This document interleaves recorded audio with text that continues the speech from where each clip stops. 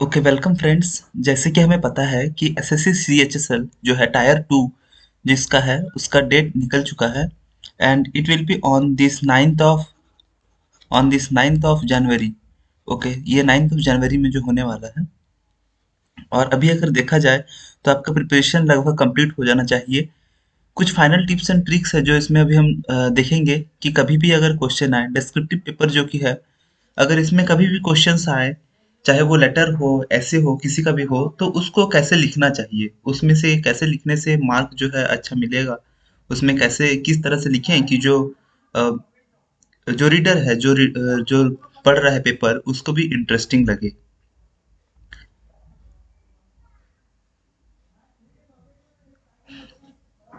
सो इसमें जो है फाइनल टिप्स एंड ट्रिक्स रहेंगे कुछ ऐसे। और अगर आपको कुछ ऐसे देखना पड़े, अगर आपको रेफर करना चाहते हैं कोई भी ऐसे ही टॉपिक, चाहे वो ऐसे का हो या फिर लेटर का हो, तो आप डायरेक्ट जो वेबसाइट दिया गया है लिंक में, उससे आप डायरेक्ट जा करके उस वेबसाइट से आप रेफर कर सकते हैं, जिसमें कि सॉल्व पेपर्स हैं इसके, कुछ एग्जाम्पल्स हैं कि किस तरह का क्वेश्चन आता है। इसमें जो है टायर 2 का जो पेपर रहेगा वो 60 मिनट्स का रहेगा, जिसमें आपको दोनों चीज़ लिखना पड़ेगा। तो इसमें जो फर्स्ट रहेगा, first one will be a essay, एक ऐसे रहेगा। First one will be a essay and the second one will be a letter. तो लेटर भी दो तरह का हो सकता है, it may be formal letter और it may be some informal letter. Okay, so the letter can be of two types, formal and informal. तो आइए इसके बारे में पहले हम डिस्कस करते हैं किस तरह के क्वेश्चन आ सकते हैं। सो 9 जनवरी को ये पेपर है, तो अभी से आपको थोड़ा सा अगर पढ़ ले, अगर इसके बारे में थोड़ा सा जान ले, then it will be very easy for you at the final moment. Okay, so ऐसे का अगर हम देखें 2019 में जो ऐसे आया था, it was something like freedom of speech in India, constitutional provisions and public debate. देखिए, freedom of speech in India, अगर इस तरह का कुछ क्वेश्चन आए, freedom of speech in India है, तो हो सकता है freedom of I media, freedom of speech जैसे है, तो freedom of then there are other fundamental rights like equality. इस सब का टॉपिक में जब भी आए, कॉन्स्टिट्यूशनल प्रोविजंस का कुछ भी ऐसा टॉपिक है, चाहे वो फंडामेंटल राइट्स हो या फिर फंडामेंटल ड्यूटीज हो, तो ज़्यादा डेप्थ में जा करके उसका कितना कॉन्स्टिट्यूशनल, उसको कितना आर्टिकल में वो लिखा हुआ है, कितना पार्ट्स है, कितना शेड्यूल्स, उतना डिटेल्स में नहीं जाना है। अगर जा रहे हैं तो वेल एंड गुड, थोड़ा सा उसके बारे में लिख सकते हैं। मगर अगर इस ऐसे कुछ टॉपिक में आपको आए और आपको समझ में ना आए कि कैसे हमें लिखना है उस चीज़ को, तो पहले कुछ चीज़ आप याद रखें। जब भी ऐसे कुछ पेपर में आए, then first thing to remember is that never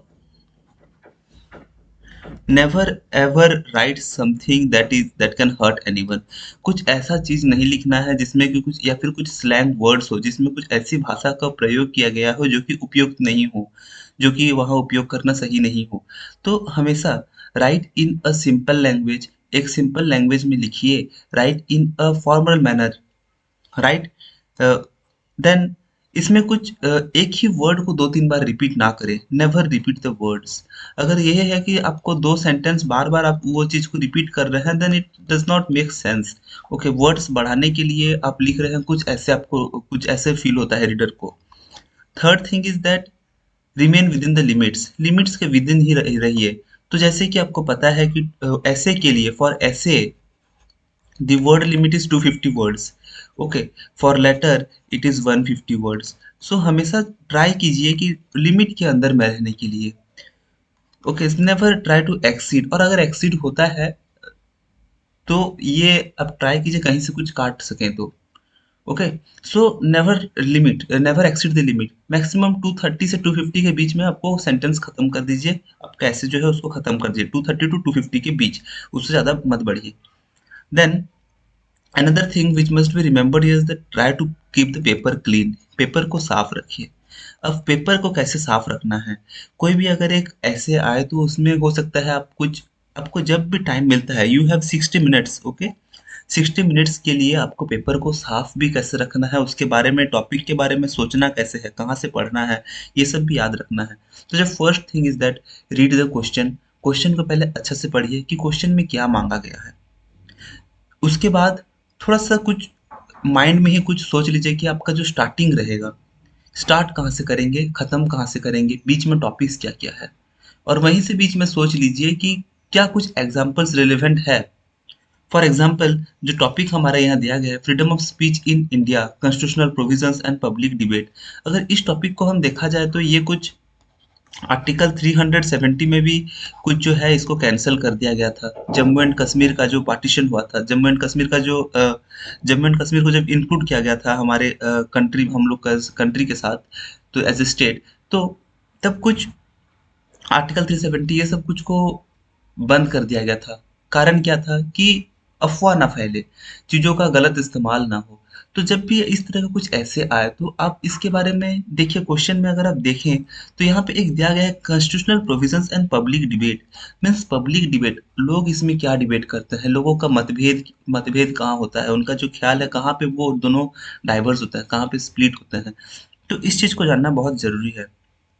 अगर इसी ऐसे के बारे में देखा जाए तो पहले एक तो याद रखना है कि फ्रीडम ऑफ स्पीच जो है वो एक कॉन्स्टिट्यूशनल, वो क्या है, कॉन्स्टिट्यूशनल एक राइट है, हमारा फंडामेंटल राइट है। तो इसके बारे में आप एक लाइन शुरू में लिख सकते हैं। नेक्स्ट आप लिख सकते हैं, फ्रीडम ऑफ स्पीच के द्वारा हम अपना जो अपनी फीलिंग्स को, अपने अंदर जो बात है उसको हम लोगों तक पहुंचा सकते हैं। उससे हम लोगों को ये कह सकते हैं, कोई हमें ये नहीं मना कर सकता है कि ये बात आपको कहना, या फिर कोई आपको रोक नहीं सकता है। अगर एक पॉलिटिकल पार्टी कहता है कि क्या-क्या दिक्कत है, तो आप अपने फ्रीडम ऑफ स्पीच के जगह में आप अपना जो दिक्कतें हैं उसको आप उनके सामने रख सकते हैं। This is due to the freedom of speech. Okay, तो इसका मतलब ये नहीं कि इसमें ड्रेन है और आप ड्रेन नहीं है, और आप कुछ इसके बारे में कुछ फिर से कुछ ऐसे वर्ड्स निकाले, कुछ ऐसे शब्द निकाले जो शब्द वहाँ पे प्रयोग नहीं किया जाना चाहिए। ओके, तो ऐसा कुछ वर्ड्स नहीं निकालना चाहिए। तो फ्रीडम ऑफ स्पीच का द्वारा आप अगर इसको पार्शियली समझेंगे तो आप ये भी चीज़ लिख सकते हैं कि लोग इसको इसका फ़ायदा कहाँ पे उठा लेते हैं। जैसे कि होता है कुछ पॉलिटिकल पार्टी में डिस्टर्बेंस होता है तो उसमें बस नेता ही कहते हैं, और जो उनके प्रोटेस्टर्स हैं या फिर जो लोग हैं, जो जनता है, उनको कहने नहीं दिया जाता। तो इसका मेन जो रीज़न है, इस आप इस चीज़ को भी लिख सकते हैं कि ये इसका प्रॉब्लम है, क्योंकि आपको यहाँ कॉन्स्टिट्यूशनल प्रोविज़न दिया गया है। कॉन्स्टिट्यूशनल प्रोविज़न में ये है कि विदाउट एनी डिफरेंसेस और considering everyone equal on the basis of their caste, gender, discrimination, creed, तो ये सब जो भी चीज़ है ये सबको साइड में रख करके ये प्रोविज़न सबके लिए है। For every Indian citizen this freedom of speech is there. Okay, तो आप ये चीज़ मेंशन कर सकते हैं। और हमेशा ट्राई कीजिए कि वर्ड्स जो है उसको आप प्रॉपर्ली रखें, क्योंकि आपके पास वर्ड लिमिट 250 है, which is not very much. अगर आप स्टार्ट करते हैं तो लाइन बाय लाइन ये 250 वर्ड ज़्यादा नहीं है, देखा जाए तो। ठीक है, अगर आपके पास कुछ ऐसे एग्जाम्पल्स हैं तो एग्जाम्पल रखते रखते ही आपका 50 वर्ड्स हो जाएंगे। तो हमेशा जब भी ऐसे लिखें, ऐसे लिखने के टाइम आप याद रखिए कि जब भी आप ऐसे लिखें तो first there should be a heading, और हम जनरली इसको कह सकते हैं कि आप जो स्टार्टिंग का जो लिख रहे हैं हेडिंग, उसको पहले अच्छे से लिखें। हेडिंग को इन्वर्टेड कॉमा में पहले लिख दें। ओके, तो जो भी आपका हेडिंग है, freedom of speech,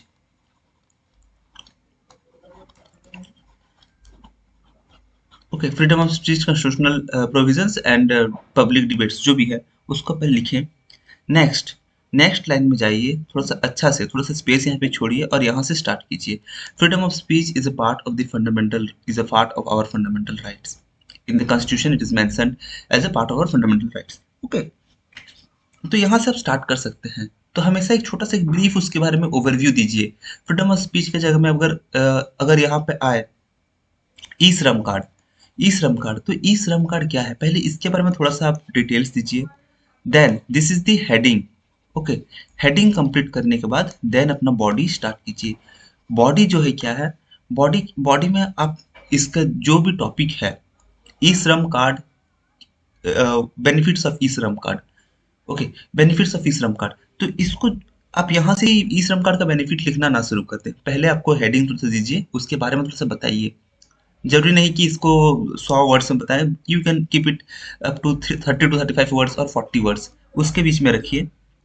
next body start कीजिए, जो मेन टॉपिक है टॉपिक में आइए, उसके बारे में अच्छा से बताइए। वर्ड्स को क्लियर रखिए, अपना जो वॉइस है उसको थोड़ा सा अच्छा से पेश कीजिए। This will make the difference between you and all other students that appearing for the examination. Okay, तो कुछ अलग रहना चाहिए, कुछ हट के रहेगा तभी जाके मार्क अच्छा आएगा। Okay, then start the body. Body लिखने के बाद आप जैसे लिख लिए हैं अबाउट 100-150 वर्ड्स या फिर 100-150 वर्ड्स के आसपास आप बॉडी लिखिए। बॉडी लिखने के बाद then come to the conclusion. Okay, conclusion में फिर आइए।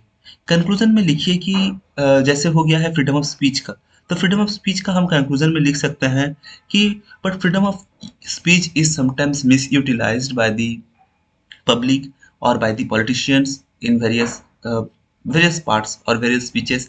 ये हम मेंशन कर सकते हैं कि उसका क्या, अगर कुछ साइड इफेक्ट्स हैं तो क्या है, अगर उसका कुछ अच्छाई है तो क्या है। मगर हमेशा ट्राई कीजिए जो एंडिंग नोट हो आपका उसमें एक पॉजिटिव नोट में ही वो एंड हो। कभी भी अगर आपका जो वर्ड जो ऐसे है वो खत्म हो रहा है तो एक पॉजिटिव नोट में खत्म हो। रिलेटेड टू गवर्नमेंट, गवर्नमेंट का कभी बुराई मत करिए। ये तो पहला चीज है।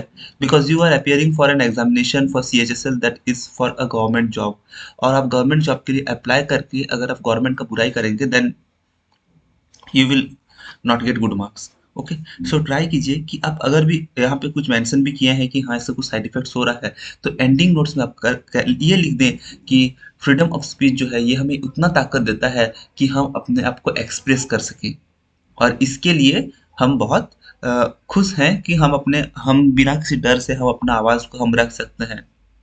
कुछ इसी नोट से आप खत्म कर सकते हैं स्पीच को और ऐसे को। ओके, सो ई श्रम कार्ड, तो ई श्रम कार्ड से हमें ये मदद मिला कि जो बहुत सारे जो लोग थे जिनका जिनका काम के बारे में काम का कोई अता पता नहीं था, जिनके काम के बारे में किसी को पता नहीं था, वो भी रजिस्टर हुए इसमें। और इससे हमें क्या फायदा हुआ, ई श्रम कार्ड से ये फायदा हुआ कि वो लोगों को जो दैनिक मजदूरी है ये सब चीज जो है, इस सब से गवर्नमेंट के पास एक डेटा रहता है, वो डेटा कलेक्शन में इनका फायदा हुआ। Okay, so you can write it that the benefits of e-shram cards, you can mention it in the body, and in the conclusion you can write that e-shram card is a good initiative taken by the government of India to register all the daily wages workers in its database। Okay, तो इससे ये भी फायदा हो सकता है कि कुछ जब कुछ दिक्कत आए, जैसे अभी कोरोना आया, तो कोरोना के बाद ऐसे अगर कोई फ्यूचर में कुछ ऐसे डेडली डिजीजेस आए, कुछ पेंडेमिक आए, तो उस टाइम में हो सकता है कि गवर्नमेंट जो ई श्रम कार्ड वाले जो होल्डर्स हैं उनको कुछ पेमेंट दे, उनको कुछ मदद करें, उनको कुछ सहायता करें। कुछ नौकरी अलग बाहर में आए तो उनको कहीं पे लेकर के अलग जगह में अच्छा नौकरी कुछ दिलाए। Okay, so you can mention the future scope, you can mention the benefits, but always and with A positive note. हमेशा एक पॉजिटिव नोट पर ही खत्म करिए। ओके, हमेशा एक ऐसे टॉपिक से खत्म करिए कि हाँ ये चीज अच्छा है।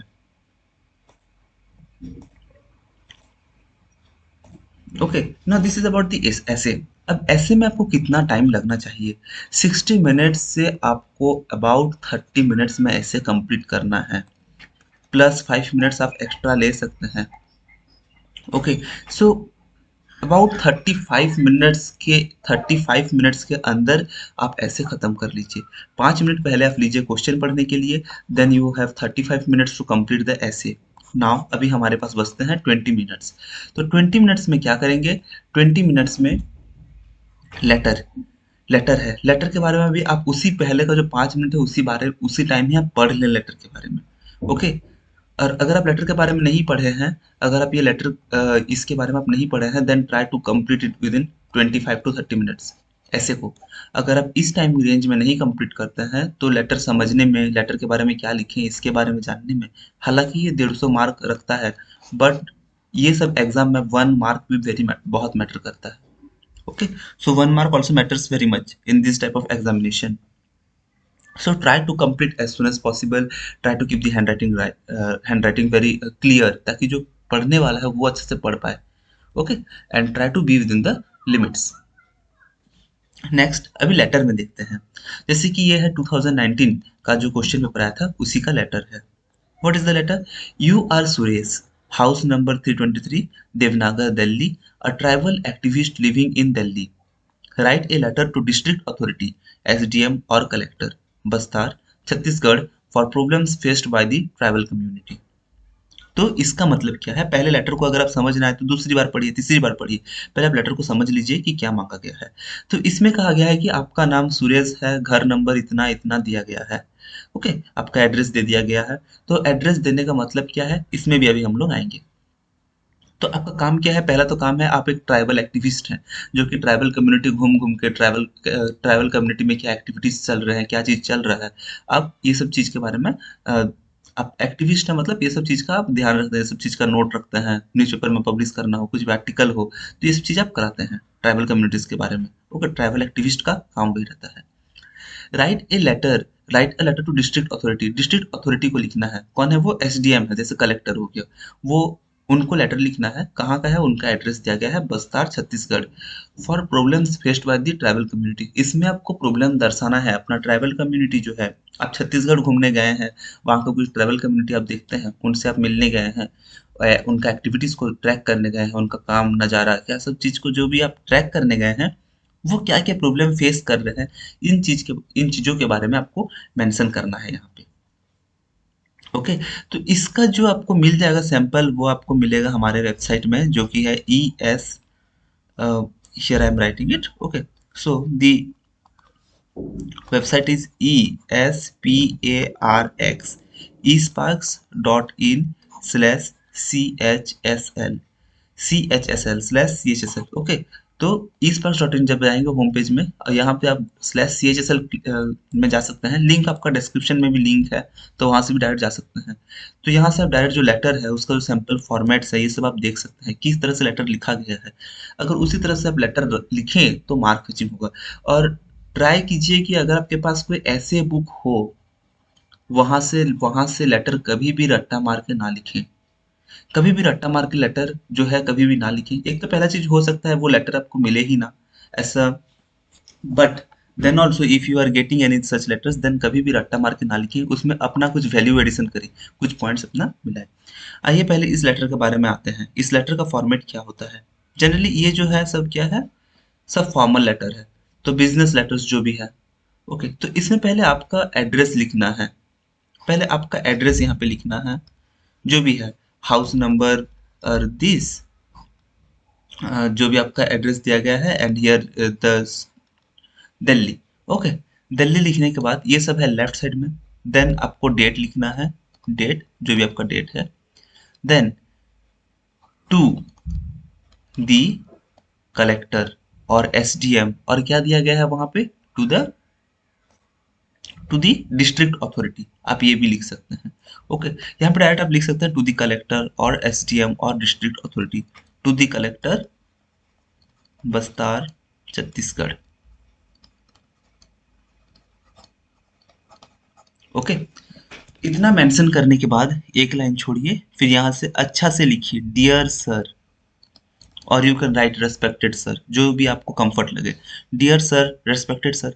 मगर जो भी आप लिखें, एक रिक्वेस्ट टाइप का लिखिए। एक लेटर जो रहता है हमेशा फॉर्मल लेटर रहता है, इसमें my friend sir, my friend this, ये नहीं होता है। जब ये चीज होता है ये इनफॉर्मल रहता है, भले ही कलेक्टर आपका दोस्त क्यों ना हो, मगर आपको तब भी लिखना है डियर सर, रेस्पेक्टेड सर, कुछ ऐसे।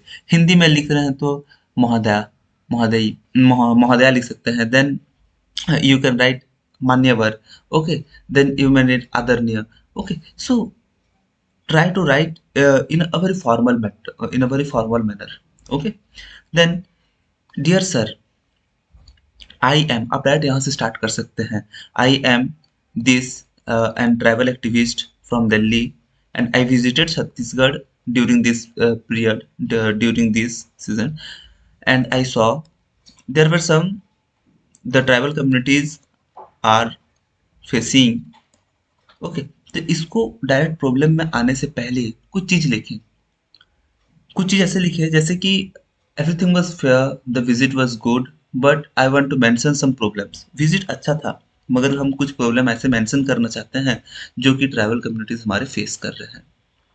जैसे ट्राइबल कम्युनिटीज क्या फेस करते हैं, पहला चीज है वो फेस करते हैं लैक ऑफ एमिनिटीज, उनके पास वो फैसिलिटीज नहीं रहते हैं जो कि टाउन्स में रहते हैं, ओके। हॉस्पिटल्स, मेडिसिन, खाने पीने का सुविधा, ये सब नहीं रहता है।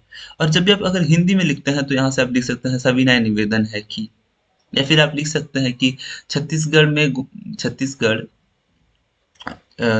की इस ट्राइबल कम्युनिटी, यहाँ पे गोंड ट्राइब एक रहता है। ओके, तो अब ये सब ट्राइब अगर आपको याद है तो बहुत अच्छा है, आप मेंशन कर सकते हैं।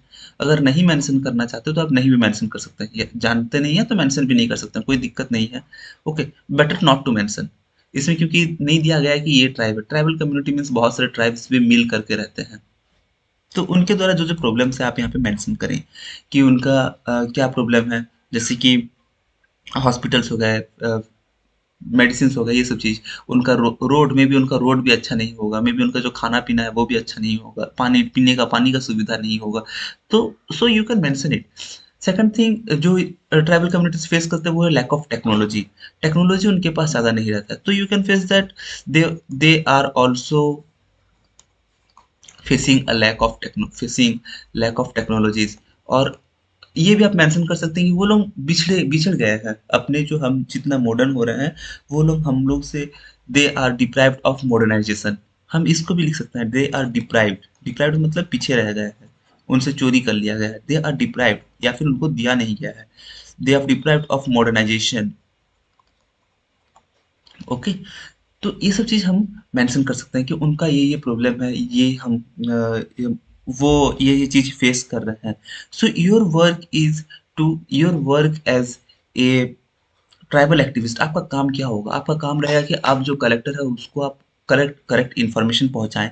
पहुंचाने के बाद आपका काम ये भी रहेगा कि आप देखें कि कलेक्टर वो चीज़ करे। तो कैसे करेंगे? अगर आप कलेक्टर कुछ इस तरह से रहेगा तो ही कलेक्टर आपको आपका पढ़ेगा। अगर स्टार्टिंग से ही आप गाली दे करके लिखते हैं कि सर हमने ये देखा और आप ये सब क्या क्यों नहीं कर रहे हैं, कि आप कैसे काम करते हैं, then this does not work.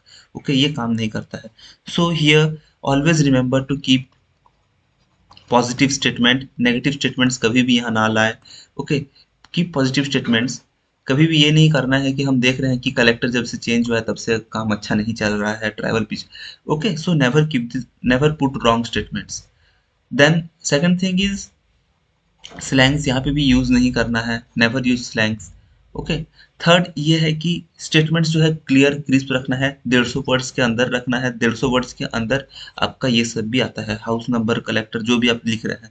So your this thing, so the topic starting with the heading, conclusion जो भी आप दे रहे हैं, this should be around 110 words और 120 वर्ड्स। ओके, 120 से 130 वर्ड्स के बीच में आप रखिए इसको, ये क्लियर है, बस उतना ही तक ही लिखना है। कंक्लूड कैसे करना है? प्रॉब्लम्स बता देने के बाद कंक्लूड करना है कि we look forward to your action. हम आपके एक्शंस को हम देखना चाहते हैं, हमको आशा है कि आप कुछ इसमें एक्शन लेंगे। और या फिर आप ये लिख सकते हैं कि we request you to look into this matter. आप रिक्वेस्ट कर रहे हैं कलेक्टर को कि वो इस मैटर के बारे में देखें और जो पिछड़ा जो क्षेत्र है, जो ट्राइबल कम्युनिटीज है, उनको आप थोड़ा आगे बढ़ने में मदद करें। ओके, सो इस चीज के बारे में आप लिख सकते हैं। Then after the ending, how will end you end this, इसको खत्म कैसे करेंगे? यहाँ पे लिखना है लास्ट में, thanking you, thanking you and your name. Okay, तो इतना ही आप लिख करके आप इसको खत्म कर सकते हैं। So this is about the letter. याद रह जाएगा आपको जो भी है इसमें। सो आप जा सकते हैं वेबसाइट में जा करके आप इसका जो सैंपल है उसको आप डाउनलोड कर सकते हैं। और ये हो गया, हमारा हो गया, ये है फॉर्मल लेटर। नेक्स्ट हम देखते हैं एक इनफॉर्मल लेटर इस टाइप का है। तो इनफॉर्मल लेटर क्या है? इनफॉर्मल लेटर जो कि हमें अपने दोस्त हो गया, अपना कलीग हो गया, अपने घर में किसी को भेज रहे हैं, तो ये इनफॉर्मल लेटर रहता है। तो इसका एक क्वेश्चन है जो कि आया था 2018 में, सीएचएसएल जो 2018 में है, जिसका एग्जाम की 19 में हुआ था, इसका ये क्वेश्चन है। सो यू आर शिवानी और शिव, ये किसके ऊपर डिपेंड करता है कि आप फीमेल है या मेल है। तो फीमेल है तो यू आर शिवानी, आप ये नाम रख सकते हैं। और अगर वो मेल है तो you are Shiv. Okay, then you are resident of CGO complex, Lodhi road, 110003। Okay, write a letter to your younger brother Naman, apprising him of the harmful effects of the excessive use of cell phones। जैसे कि आपको पता है कि अभी का जो time है, ये जो कोरोना का जो टाइम है, इसके बाद ऑनलाइन क्लासेस शुरू हो गए, सब कुछ शुरू हो गए, तो लोग क्या हुआ, डिपेंड हो गए मोबाइल फोन के ऊपर। क्लास करें फिर गेम खेलते हैं इसी मोबाइल से, पबजी, फ्री फायर जो भी है। ओके। सो तो आपको आपका यह काम है एक बड़ा बहन होकर के या फिर एक बड़े भाई होकर के आपका यही काम है कि अपने छोटे भाई जो है उसको थोड़ा समझाएं कि हार्मफुल इफेक्ट्स क्या क्या है मोबाइल फोन के। ओके। तो हार्मफुल इफेक्ट्स हमको भी पता है ये चीज कि हमें इससे कंसंट्रेशन जो है उसके ऊपर इफेक्ट आता है, कंसंट्रेशन खराब हो जाता है। सेकंड हमारा जो इफेक्ट है इसके ऊपर ज्यादा मोबाइल यूज करने से आंख का प्रॉब्लम होता है। थर्ड थर्ड है that you are deprived of sleep, नींद नहीं आता है, नींद नहीं आती। Okay. So you can mention this of the points. So इसको कैसे स्टार्ट करना है? फॉर्मल लेटर की तरह इसको नहीं स्टार्ट करते हैं। ओके। इसको बस ऐसे लिखते हैं टू, जहाँ पे आपका भाई हो, अगर उसका एड्रेस कुछ है तो आप एड्रेस दे सकते हैं टू।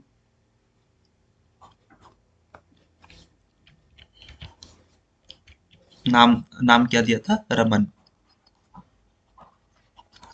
ओके। नाम शायद यही था, let me check, Naman. Okay. So the name is Naman here, to Naman. काटा छाटा ना करें। Okay, this is the sample letters I am writing here. So never do some, अगर आपको काटा छाटा करना है तो एक ही लाइन में काटिए उसको इस तरह से। अगर आप यहाँ पे लिख दिए हैं नमन, मान लीजिए आप यहाँ पे नमन के जगह में नमोन लिख दिए हैं, तो इसको आप ओवरराइट करने के चक्कर में आप इसको ऐसे ऐसे करते हैं। So this looks very bad. Okay. So Naman अगर आप लिखे हैं तो बहुत अच्छा है। अगर नमन के जगह में आप रमन लिख दिए हैं, सो पूरा काट दीजिए, ऐसे एक ही लाइन में काटिए, ना कि इसको इस तरह से कुछ जिगजैग करिए। और साइड में आप यहाँ पे नमन अच्छा से लिखिए। ओके। सो ओवरराइट करना यहाँ पे ट्राई कीजिए कि कैसे काम करें। टू नमन, यहाँ पे लिख सकते हैं हाउस नंबर इतना 153, यहाँ पे कुछ लिख सकते हैं दिल्ली या फिर कुछ। हो गया। डियर नमन। और आप यहाँ पे डायरेक्ट आप लिख सकते हैं dear brother. Okay. I am aware. आप यहाँ से स्टार्ट कैसे करें? यहाँ पे स्टार्ट फॉर्मली नहीं करना है जैसे आप करते थे डियर सर, इस तरह से नहीं। आप डायरेक्ट दोस्त का नाम लिख सकते हैं डियर। अगर आपसे छोटा है तो आप लिख सकते हैं डियर यंगर ब्रदर या फिर डियर ब्रदर या फिर डियर सिस्टर, डायरेक्ट कुछ भी। देन स्टार्ट कैसे करना है? स्टार्ट करना है कि hope you are well, hope you are doing well. Okay. आशा है कि तुम अच्छे से हो, आशा है कि सबका सेहत वहाँ सही है। आप हमेशा ऐसे ही स्टार्ट कर सकते हैं। ओके। क्योंकि आप लेटर में लिख रहे हैं इसका मतलब है कि आपका उससे टेलीफोनिक कम्युनिकेशन नहीं हो रहा है, तो आप उससे टेलीफोन में बात नहीं कर रहे हैं, इसीलिए ही आप लेटर में लिख रहे हैं। अगर टेलीफोन में बात करना रहता तो आप लेटर में नहीं लिखते। ओके। मान लीजिए कि वो कोई ऐसे जगह में रहता है जहाँ की नेटवर्क नहीं है, जहाँ की मोबाइल फोन नहीं है, तो आपको उसको भेजना है तो पहले आपका काम क्या रहेगा? उसके बारे में पूछना कि तुम कैसे हो, आशा है कि सब वहाँ कुशल पूर्वक रहेंगे। Okay. So we write this with this tone. Similarly, you have to write this letter. Dear brother, hope you are doing well. I am aware that your online classes have started and you are doing well with your mobile phones. Okay. तो you are dealing with mobile phone. हो सकता है कि यहाँ पे network ना हो या फिर यहाँ पे कॉल ना लगे, बट यहाँ पे मोबाइल फोन है। ओके। कुछ ऐसी एग्जांपल ले लीजिए, लेटर में जब लिखा गया टॉपिक में तो वहां से टॉपिक से थोड़ा सा अलग रह ही सकता है, कॉन्ट्रास्टिंग कुछ रह सकता है। मोबाइल फोन्स है। ओके। सो इतना लिखने के बाद आप आ सकते हैं कि अ, आप लिख सकते हैं द ओनर सेड, या फिर लिख सकते हैं कि I had talk with my mother, या फिर आप ऐसे लिख सकते हैं कि I I was informed that you are using your mobile too much. ठीक है। आप ऐसे कहीं से लिख सकते हैं कि हमको कहीं से खबर हुआ या फिर पता चला कि कुछ भी मोबाइल के कुछ ऐसा है। या फिर आप डायरेक्ट ये भी लिख सकते हैं कि आपको खबर नहीं है, आपको खबर, मान लीजिए आपको खबर भी नहीं है कि वो मोबाइल फोन ज़्यादा यूज कर रहा है, मगर आपके दिमाग में ये है कि may be he is using it. तो आप ये भी लिख सकते हैं कि हमको पता है कि अभी ऑनलाइन क्लासेस चल रहा है और अभी मोबाइल फ़ोन्स में पढ़ने का बहुत काम आ रहा होगा मोबाइल फ़ोन का। नेक्स्ट आप जब इसमें आए तो नेक्स्ट बॉडी में क्या लिख सकते हैं? मगर मोबाइल फ़ोन को पढ़ने तक ही सीमित रखना है और इसके इसका सदुपयोग नहीं करना चाहिए। इस तरह से आप कुछ भी लिख सकते हैं। आई एम इसमें कुछ ऐसे सैंपल है। आई am aware that you are doing well in your studies, in your classes, और लिख सकते हैं in your online classes by mobile। Okay, इतना लिखने के बाद आप यहाँ पे लिख सकते हैं but I want to guide you. आप उसको गाइड कर रहे हो, ओके, और या फिर आप उसको सावधान कर रहे हैं, तो हमेशा इसी नोट पे आपको लिखना है, but I want to guide you about the side effects of this mobile which you are using, keep remain focused to your studies. इसको मेंशन करने के बाद आप लिख सकते हैं mobile phones generally mobile phones, हाँ, इसमें आप लिख सकते हैं कि mobile phones have harmful rays that, उसका फिर अभी साइड इफेक्ट्स में आ सकता है, दैट विल प्रोवाइड यू ये in the long term, use करने के बाद आपको कुछ ये प्रॉब्लम हो सकता है। सो मोबाइल फोन्स को पढ़ने तक ही रखो, थोड़ा मोड़ा खेल रहा है तो ठीक है, कोई दिक्कत नहीं है, okay. So you may as a brother, as a sister, आप उसको मना कर रहे हैं मोबाइल फोन ज़्यादा यूज करने के लिए। इसका मतलब ये नहीं कि आप बोलें कि मोबाइल फोन से पढ़ो ही मत, ओके। सो कुछ इस तरह से टॉपिक लिख करके कि इससे कुछ ऐसे प्रॉब्लम है, इससे साइड इफेक्ट्स है, हेडेक होता है, स्ट्रेस होता है, जो भी है, इस चीज़ को आप लिख करके, सो आप लिख सकते हैं, और उसको फिर ख़त्म करना है। इस चीज़ को ख़त्म करके यहाँ पे फिर आना है कि I hope understood you have understood my views, I hope you have understood my view and you will not use, आप नॉट यूज़ की जगह में आप इसको लिख सकते हैं and you will keep the use of mobile limited, मतलब मोबाइल का जो यूज है वो लिमिटेड ही रखेगा, ठीक है। तो keep the use of mobile limited, आप इस तरह से लिख करके खत्म करना चाहते हैं, ओके। एंड देन यू आप ये भी लिख सकते हैं, wishing you all the best for your studies.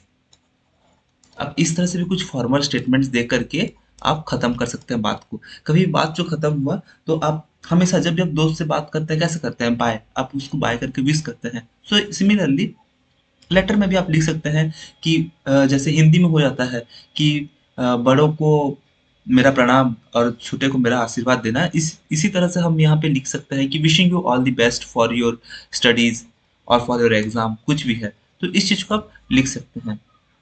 Then यहाँ पे लिखना है योर्स, अपना नाम लिख देना है, योर सिंसियरली, योर फेवरेट, ये सब इतना नहीं मेंशन करना है, बस योर्स, तुम्हारा या फिर आपका, इसी तरह से लिख देते हैं योर्स शिव और शिवानी, जो भी आपका नाम हो, इस तरह से आप लिख दें, ओके।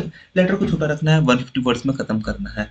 इसको करने में भी आपको 20 मिनट के आसपास लग जाएगा। सो आप जो भी टाइम बचा सकते हैं, टाइम बचा सकते हैं आप ऐसे में टाइम बचा लिए, तो आपको लेटर के टाइम ज़्यादा टेंशन नहीं होगा। लास्ट में ये ना हो कि आप ऐसे खत्म करते करते ही 40 मिनट लगा दो और ये आपको यहाँ लेटर लिखने में टाइम लग जाए। लेटर में थोड़ा सा सोचना है, ओके, यहाँ पे थोड़ा सा फोकस्ड रहना, थोड़ा सा सोचना है कि हम किस टॉपिक के बारे में लिखे, उसको कैसे समझाएं। एक जबकि ये क्योंकि एक टेलीफोनिक टाइम है, हम मोबाइल यूज कर रहे हैं, तो मोबाइल यूज कर रहे हैं तो मोबाइल से हम बात कर लेते हैं, बट उस चीज को ऐसे में लिखना डिफरेंट है, ओके। मोबाइल में किसी को भी आप कुछ भी बोल देते हैं कि आप कैसे कर रहे हैं, मोबाइल फोन में देख ऐसा ऐसा है, भाषण मार देंगे। But when it comes to the writings, आपको सोच समझ के सबका भी यूज करना है, सेंटेंस बनाना है क्लियरली, ओके। तो practice makes a man perfect. Sample papers जो है हमारी वेबसाइट में है, आप वहाँ पे जा करके आप देख लीजिए, जो भी है सैंपल पेपर आप डाउनलोड कर सकते हैं वहाँ पे वेबसाइट, और एक बार हम यहाँ पे मेंशन कर देते हैं, okay. So all the best to you for this espark.in/chsl, link description में भी है, वहां से भी आप जा सकते हैं। तो इसमें जब जाएंगे तो आपको आप जान सकते हैं कि किस तरह से जो क्वेश्चन है वो आ रहा है, कैसे लिखना चाहिए, क्या क्या चीज यूज करना चाहिए। और हमेशा ये चीज़ हम बोल रहे हैं नेक्स्ट टाइम भी हम पिछले बार भी हम बोले हैं कि never try to repeat words and never use any slang words. कभी भी स्लैंग वर्ड्स का उपयोग ना करें इसमें। नहीं आ रहा है नहीं आ रहा है ठीक है, वर्ड्स नहीं आ रहा है तो कुछ भी आप लिख दीजिए, बट स्लैंग वर्ड्स वहाँ पे मत भरिए। जो वर्ड्स किसी को चोट पहुंचा सके, जो वर्ड्स सरकार को गाली दे, गवर्नमेंट को नहीं कर सके, क्योंकि आप जो भी कर रहे हैं एक गवर्नमेंट जॉब के लिए कर रहे हैं। Okay, so you must respect it. Thank you for this.